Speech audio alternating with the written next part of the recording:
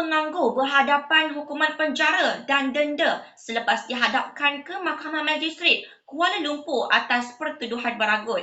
Tertuduh Cik Muhammad Azrul Cik Hamid, 28 tahun, bagaimanapun mengaku tidak bersalah atas pertuduhan dan mohon dibicarakan.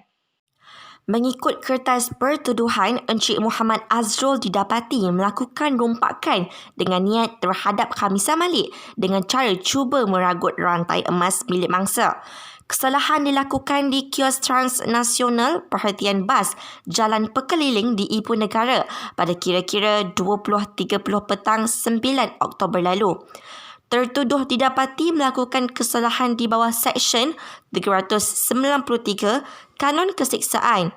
Pendakwaan dilakukan Timpalan Pendakwa Raya Anis Alisha Jamaluddin, Magistrate S. Megasfari kemudian membenarkan petuduh diberi jaminan RM2,500 dan seorang penjamin. Mengikut Seksyen 393 Kanun Kesiksaan, jika disabit kesalahan, pesalah boleh dihukum penjara sehingga 7 tahun dan denda.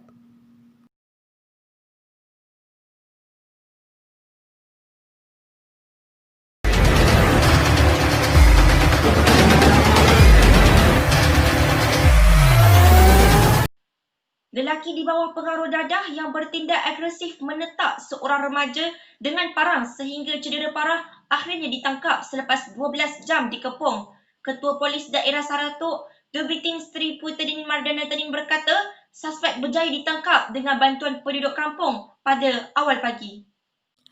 Kejadian berlaku 4.25 petang pada Jun 27, 2020 di Kampung Hilir, Khabar, Saratok, Sarawak.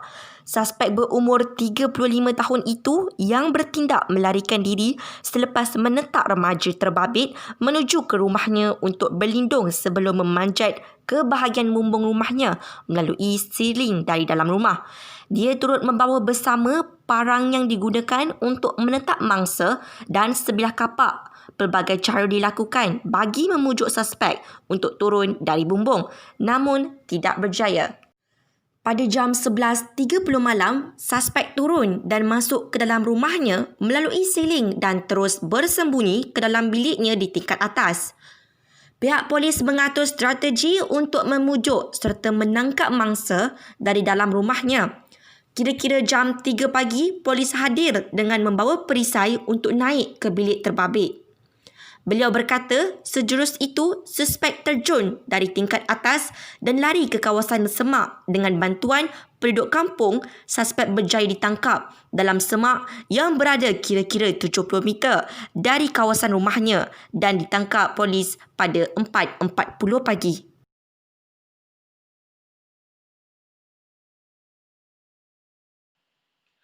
Tindakan seorang pelajar berusia 17 tahun untuk keluar bersama remaja lelaki yang dikenali hanya melalui aplikasi WhatsApp akhirnya mengundang padah apabila dia mendakwa dirogol beberapa kali sehingga hamil.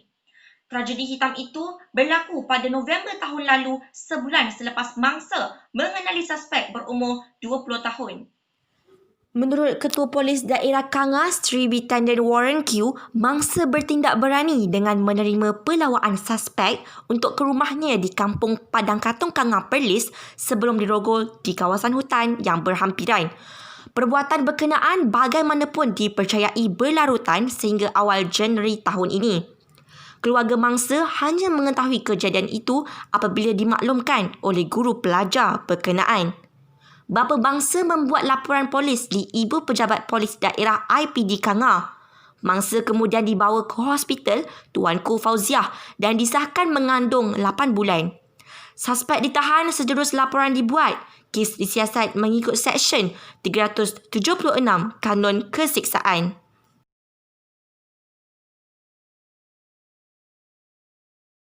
Sampai di sini saja kes jenayah pada hari ini.